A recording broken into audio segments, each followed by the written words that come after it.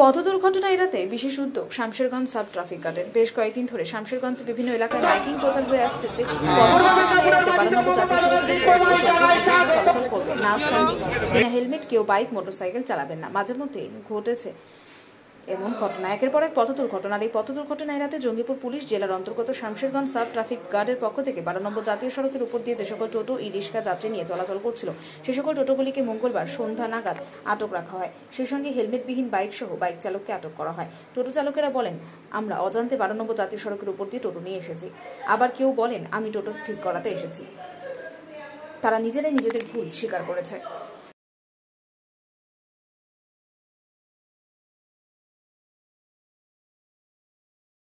কি হয়েছে এখানে?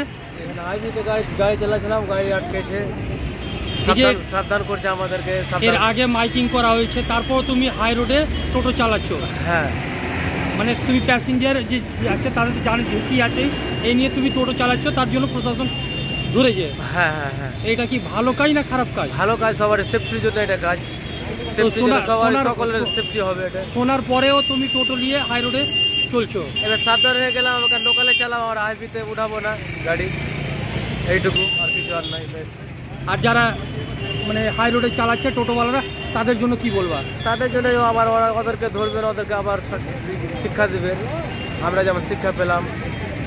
তোমার নাম? নওয়াজ শরীফ। বাড়ি? বাড়ি বটতলা। এখানে আমি তো কিছু জানি না তো আমি মাস্টারে দিয়ে যাচ্ছিলাম, পুলিশে ধরে নিয়েছে টোটোটাকে।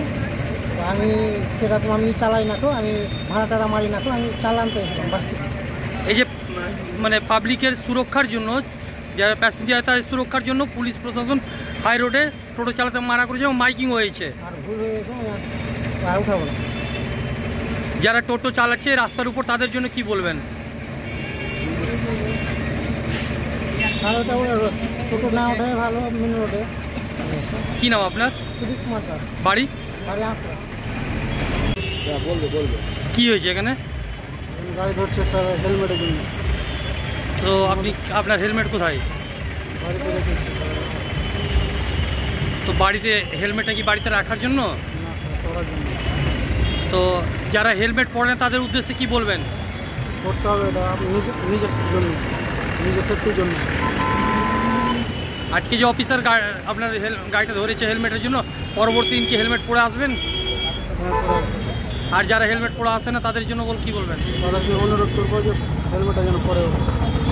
হেলমেট যে না পরে আসেননি তার জন্য আপনি কি নিজেকে ভুল শেয়ার করছেন? কি নাম আপনার? হ্যাঁ, বাড়ি?